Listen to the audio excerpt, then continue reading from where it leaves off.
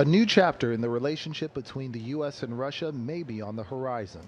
U.S. Secretary of State Mike Pompeo traveled to Russia to sit down with Foreign Minister Sergei Lavrov in the hopes the two countries could find a new way forward.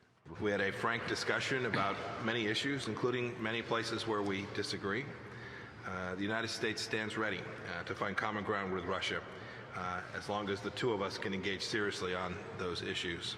One of the many sticking points was the Mueller report, and accusations that Russia tried to influence the results of the 2016 U.S. presidential election.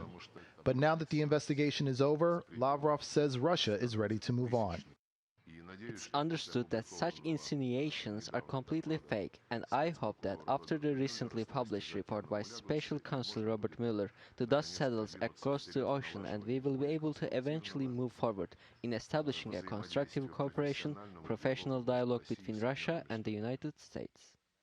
But moving on will be hard to achieve. The U.S. and Russia are still on opposite sides of various issues, from leadership in Venezuela to Iran's activities in the Middle East. Policymakers are also concerned that President Donald Trump has not put the needed support behind Pompeo's words. President Trump does not have a clear agenda on what he's trying to achieve from Russia either, and that's something that's been very confusing for the policy community. What is it that President Trump wants Russia to do, and is he going to advocate for it? Pompeo may advocate for it, but we haven't heard President Trump say things publicly backing up Pompeo. After meeting with Lavrov, Pompeo met with Russian President Vladimir Putin, who said that Russia is willing to bring his country closer to the U.S.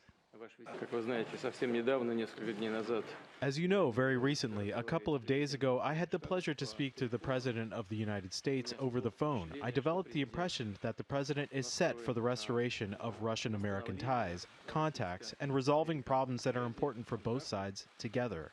For our part, we have said multiple times that we would also want to regain ties in full. It's a good first step, but only time will tell if it will be enough for these two countries to build on to reach a better relationship. Lionel Donovan, TRT World.